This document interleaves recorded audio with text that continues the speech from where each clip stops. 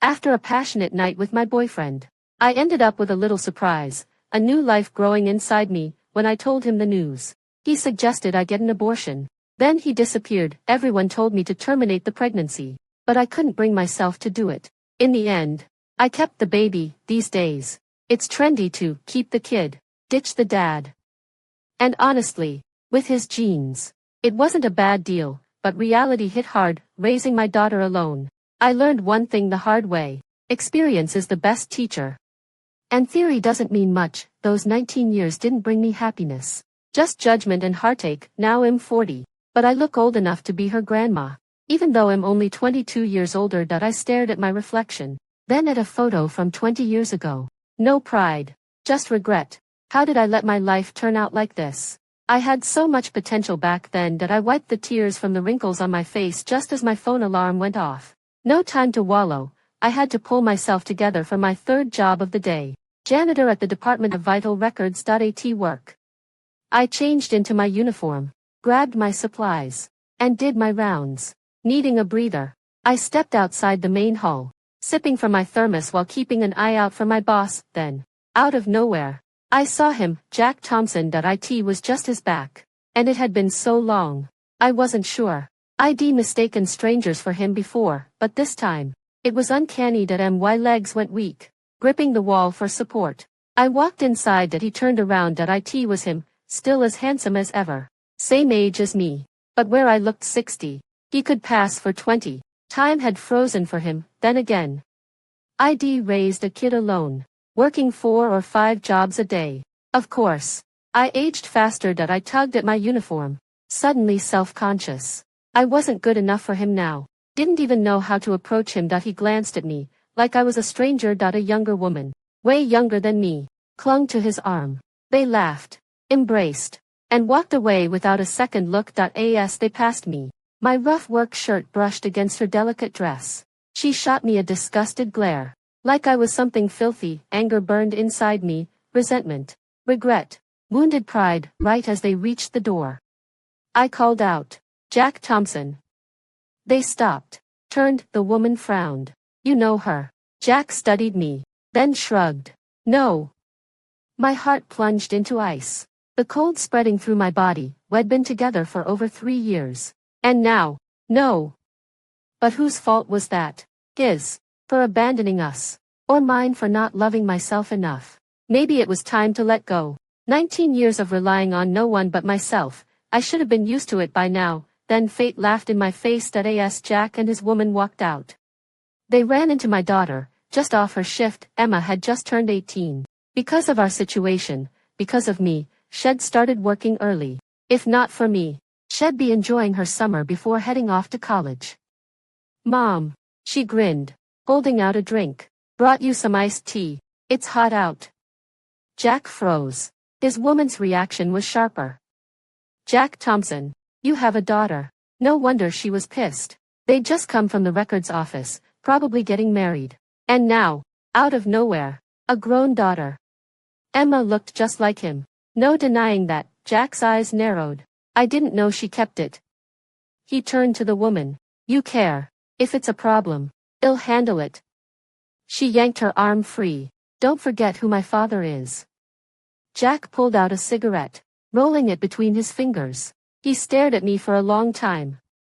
"I never meant to cause trouble," I said. "She's my responsibility. You don't owe us anything. Well, stay out of your life."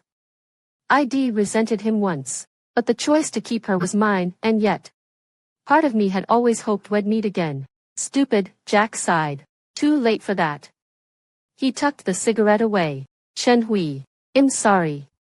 His gaze held something, regret, pity. "You shouldn't have come back." Then he walked away. Emma squeezed my shoulder. "Hope Mr. Thompson enjoys his life. We won't bother him." Jack didn't look back. My daughter's eyes were red, but no tears fell. Guilt crushed me. This was all my fault. After my shift, I canceled my other jobs to check on Emma. I picked up her favorite food, blood tofu and half a chicken. Like father, like daughter, climbing the stairs. I imagined her pretending to be mad but secretly thrilled about the meal. She never made me feel like a burden, but when I opened the door, My stomach dropped. Jack sat on our battered couch. Smoking, our tiny table was gone. In its place, two men pinned someone to the floor, a girl in a bloody pink shirt that I dropped the groceries and ran. One of the men shoved me down, scrambling to Jack's feet. I begged. Please. She's just a kid. Punish me. Not her. Smoke curled from his lips as Emma was released. I crawled to her. She lay limp. Barely breathing, that my hands shook as I touched her face. My sweet girl, the one who always made me laugh, was gone. Tears streamed down my face. 19 years. And now I regretted everything. How could he do this? She was his blood. Too, wiping my face. I glared at him. What do you want from us? Jack stubbed out his cigarette. No remorse in his eyes. High heels clicked from the bedroom. The woman from earlier stepped out, wrinkling her nose. Hurry up. This place reeks. Jack smiled, sliding an arm around her waist. Almost done. She glanced at the men. You know what happens if this isn't handled. One of them unbuckled his belt that I clutched Emma tighter. We weren't living alive. The window. 6th floor. Maybe a chance that I held my daughter close. She deserved better than this. The men hesitated, probably thought I wasn't worth the effort. At least we'd die with dignity. That I looked down at Emma's face one last time. Then threw us backward. Wind rushed past. She smelled like sunshine and youth, like the future she'd never have. The impact shattered my bones. Blood filled my mouth. My ears, above me. Jack and the woman stared down. She looked annoyed. His eyes widened. Good. I hope you regret this for the rest of your life. That I touched Emma's cheek. I'm sorry. So sorry. Then, white light, that I woke up in a familiar room, clutching my stomach. Had it all been a dream? 19 years of suffering. But the pain felt real. Especially the heartache that I sobbed. For Emma. For everything. The bathroom door flew open. Jack stepped out. Towel around his waist. Water glistening on his skin. That he grabbed tissues. Sitting beside me. Did I hurt you earlier? His fingers brushed my face, and all I wanted was to tear him apart. That I looked into his concerned, sincere eyes. Slowly leaned in. And wrapped my arms around his neck. My fingers gripping his lean shoulders. Could I strangle him like this? The thought made me tighten my hold. Then I felt warm breath against my neck. Jack was laughing. Miss me so much. You're crying. Ha. Miss him. I wanted to kill him. Jack might look slim, but he was stronger than he seemed. He pried my arms off effortlessly. Not talking to me. His thumb brushed my red-rimmed eyes. I just went to shower. Why the tears? He pulled me against his bare shoulder. Waited till you were asleep to clean up. Didn't know my girl was this clingy. I stared at his smooth skin. Then bit down, hard. The metallic tang of blood filled my mouth. That I expected him to shove me away. Instead, he didn't even flinch. When I finally let go, he examined the wound. Marking me or trying to end me? End you. Got a problem with that? He studied me. My life's yours. How fucking rich. His life. Last time. I was the one who lost everything, including my daughter. My hand drifted to my stomach. A new life was growing there, but how could I bring her into this world just to suffer? Go buy the pill. He paused. My bad. I'll be more careful. After dressing, he kissed my forehead. Shower. Then wait for me. I'll get your strawberry cake. I nodded. He ruffled my hair and left, under the scalding water. I scrubbed my skin raw, then I walked out. Before he returned. At the pharmacy. I bought the pill myself. Home was empty. My parents weren't back yet. Touching the familiar furniture, I choked up. That I in my old room. I swallowed the pill and finally broke down. That I failed you again. Emma, last life. I held her broken body as we fell. This time, I erased her before she could exist. Either way, she paid the price. When I woke, my phone was flooded. Missed calls. Texts from Jack. Where are you? Are you mad? Still hurting. Jack's dad died when he was 10. His mom raised him alone until a hitandron killed her. 2.at15. He became an orphan. Scholarships kept him afloat. He was at the top of his class every year. He once said I was his only salvation. That had give me a future. Instead, he crushed me and Emma under his designer shoes, building his fortune over our graves. The irony. That I touched my stomach. Goodbye, baby. In the next life, pick a happier family. Then I texted Jack Thompson. We're done. Blocked him everywhere, with 2 weeks left of summer break. I took a McDonald's gig and cooked for my parents, they beamed over dinner. Our Hugh's grown up. Whoever marries you's lucky. They didn't know, I ruined them last life. Without me, they'd have retired in peace, back at Stanford Med. I focused. Revenge mattered less than rebuilding, but then my period was late. At the pharmacy. I froze. Jack stood there. Back turned, the cashier called. Need something. I pointed to the pregnancy tests, her judgmental stare hit like deja vu. Last time. This shame made me drop out. Jack turned. Hui. He grabbed my shoulders. I've been looking everywhere. I shoved him. We broke up. His gaze dropped to the test. You're pregnant. Is that why? If I were, I'd keep it. Marry you. Same script. Different life. Not pregnant. Lab experiment. I lied coldly. And we split a month ago. Math doesn't add up. A woman interrupted. Her. The one head married last timeline. Thanks for the save. She told Jack. Then glared at me. But back off. He's mine. I left. Jack followed. Tell me the real reason. He begged that I stopped. You're broke. Orphaned. No future. Think your pretty face is enough. His jaw was clenched. You believe that? Yep. Got what I wanted from you. Now leave. He looked gutted. Fine. But one day, I'll prove you wrong. I laughed. Jack Thompson. You're pathetic. The test next morning. Positive. Emma was coming back. That I traced my still flat stomach. This time, I'll do right by you. At home. I confessed to my parents. Mom sighed. Keeping it. Tears fell. I couldn't kill Emma twice. Dad smoked on the balcony. Well, help. But this changes everything. I know. Jack stopped contacting me. Right on schedule, just like his disappearance last time. Med school was brutal. Worse with morning sickness. To offset costs. I took a singing gig at the Red Rooster bar, then he walked in with a crew of tattooed thugs. Last life. I searched the world for him. Now, he waltzed into my bar. Fate's a bitch. I sang. Ignored them. A drunk, yellow-haired guy blocked my exit. Leaving so soon. Sweetheart. The smell of his smoke made me nauseous. I glanced at Jack. He just watched. Playing stranger perfectly. Let me pass. I said, yellow hair blew smoke in my face. Call me sir again. I dare you. His friends howled. I tried to leave. Someone yanked me back. Jack. Let go. I hissed. Yellow hair grabbed my chin. Spicy. I like that. Jack finally spoke. Lou. Let me handle her. A deal was struck. They dragged us upstairs. A drugged-out female singer lay on the bed. They kicked her out and locked us in, alone. Jack finally looked at me, and I realized, this wasn't the Jack I knew. Jack Thompson showed up in a black hoodie, ripped jeans, and a black earring that might've been fake. Not his usual look, more like some rebellious troublemaker, with no one else in the room. I relaxed a little. The nausea in my stomach eased. Let me go, and well, call it even. He didn't answer, just paced near the door. Hands in his pockets. Then he grabbed an empty liquor bottle from a shelf and smashed it at my feet. Thank God it was winter. My thick pants kept the shards from cutting me. But the sound of breaking glass sent a chill down my spine. I was terrified. Terrified of reliving my past life, being forced off a building, failing to protect Emma Thompson again. Chen Hui, you're unbelievable. You pursued me. You wanted this.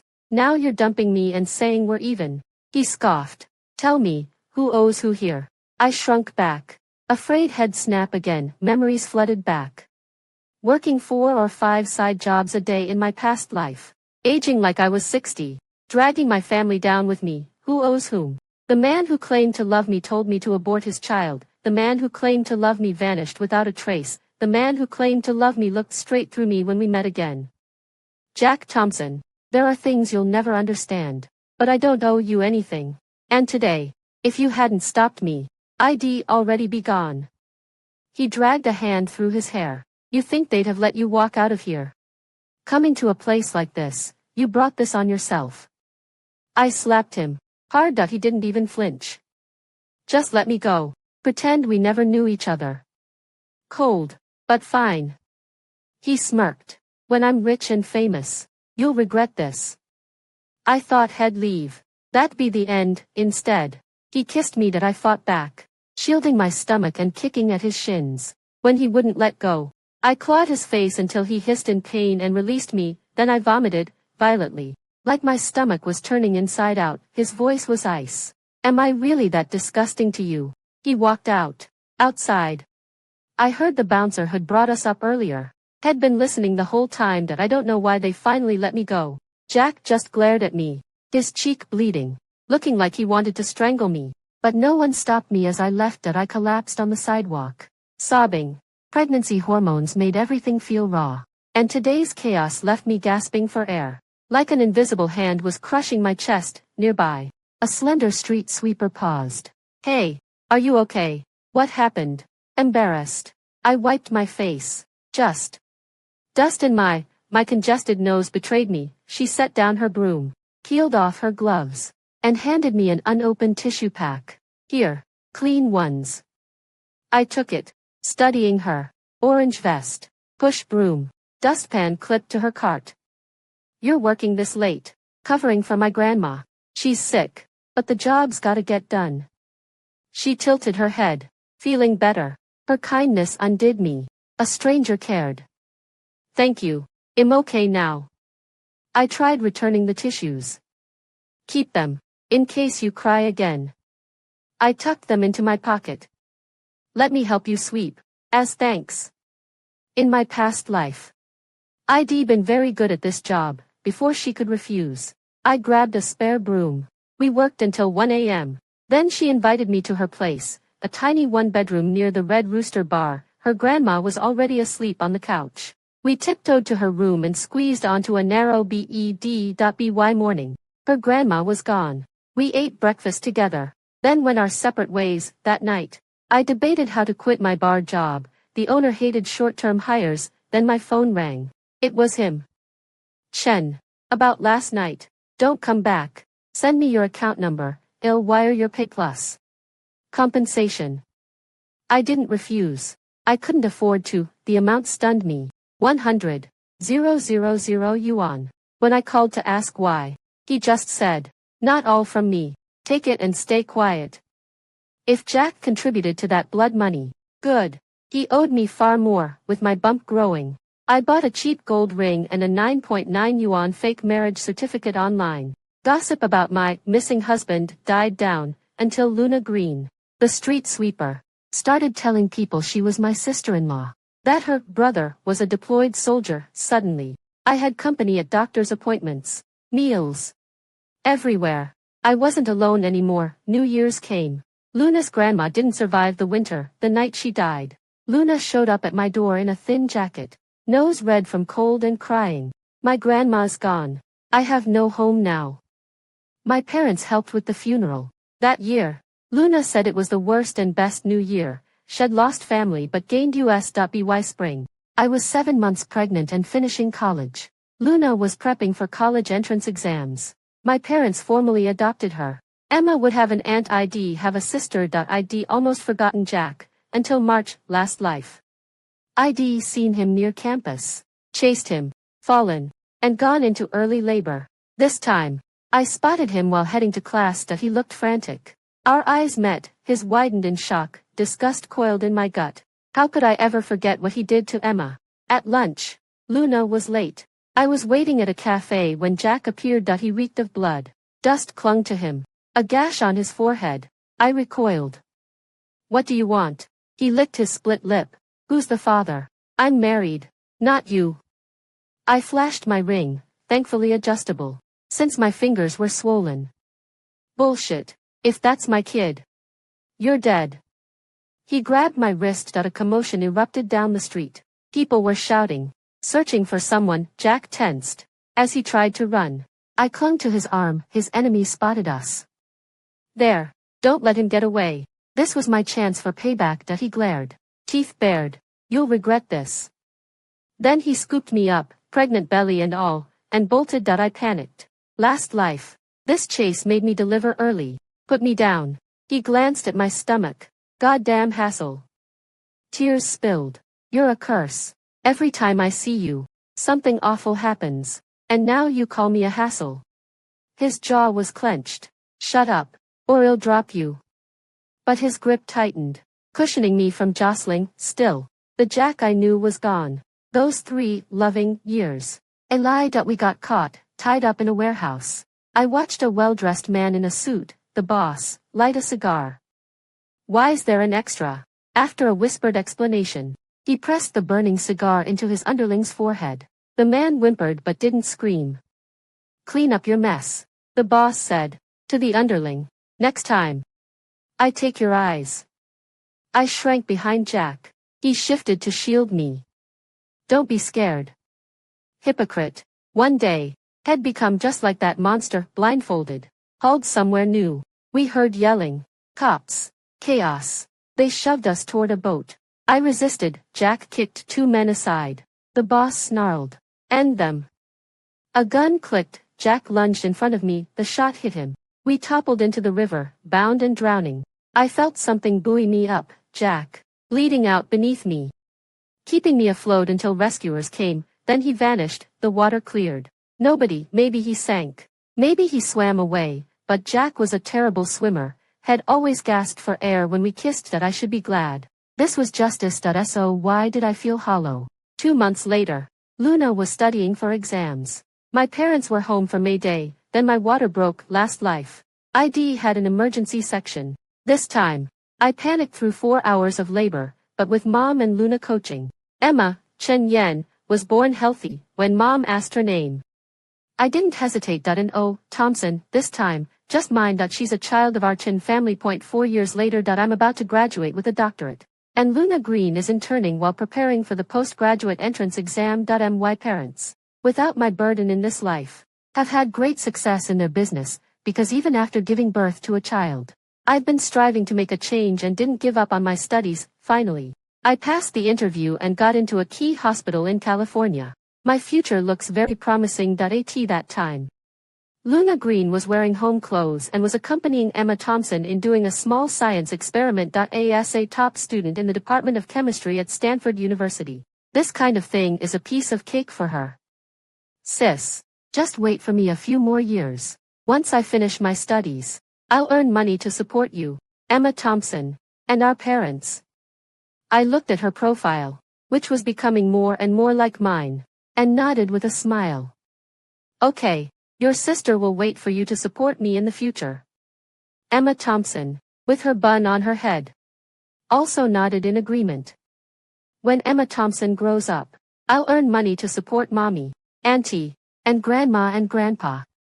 It's the graduation season in July. Luna Green wants to take me to buy gifts, saying it's to celebrate my official entry into the provincial key hospital. Emma Thompson's kindergarten is on vacation just at this time. The 3 of us, mother and daughters, went out to show off in the street together. In this life, I'm not living as hard, and I've taken good care of myself. Many people don't believe that I've had a child while we were happily shopping. I felt that there were always eyes on us. I saw 3 men wearing masks, constantly looking in our direction. I gently tugged at Luna Green's sleeve, told her not to look that way, and informed her of this situation. Luna Green suddenly became serious. Sis, if I'm gone, you must live a happy life. There's a bank card under your bedside table, and the password is Emma Thompson's birthday. That's for her. I wanted to ask more, but she just shook her head, indicating that it wasn't convenient outside. I felt that the matter was rather serious, so I didn't dare to ask more. We quickly bought the gifts and hurried home, but on the way, someone covered my mouth with a rag. I instinctively struggled and tore off the mask of the person who came. It turned out to be the guy who had come to my house with Jack Thompson to deal with us in my previous life, the one who unbuckled his belt. When I came to my senses, I quickly got up to look for Emma Thompson and Luna Green. Fortunately, we were in the hospital. Emma Thompson was still asleep, but Luna Green was nowhere to be found. I quickly called the police. After registering, Emma Thompson also woke up. My parents came to pick us up and take us home. I briefly told them what had happened at home, but my mom gave me a letter, saying it was from Luna Green to me. Dear sister, your dearest sister is probably going to do something great, so don't worry. It's a pity that I won't be able to accompany little Emma Thompson as she grows up. I'm so sad. If I leave like this, are you also sad? Probably not. Right. Because I'll be back. And my sister will be waiting for me. When I come back. I want to eat the spicy boiled fish cooked by our mom, that I want to hear Emma Thompson call me Auntie 10,000 times, that I want my sister to buy me a whole lot of rock candy haws. There were so many little thoughts in the middle. Although they were very ordinary and light-hearted, I could feel Luna Green's deep reluctance. Luna Green had been gone for 6 years. During this period, there has been no news of her. However, recently, I've always had a dream. I dreamed of a rainy night when Luna Green was being chased. That I end the dream. She was very scared and missed me a lot. Today, I had this dream again. When I woke up with a start, I realized that it was raining heavily outside. That I got up close to Emma Thompson's doors and windows. When I turned on the light in the living room, I found something stuffed in the crack of the door. That I checked the camera playback. At a little past 1 a.m., I saw a figure come and stuff something in. That figure was very familiar, like Luna Green, who had been missing for years. That I took a look. There was no one outside now. That I quickly opened the door, and the thing fell out. That it was a card wrapped in A4 paper. There were also some words on the paper. Use it when the police notify you. The password is Emma Thompson's birthday. I looked at my watch.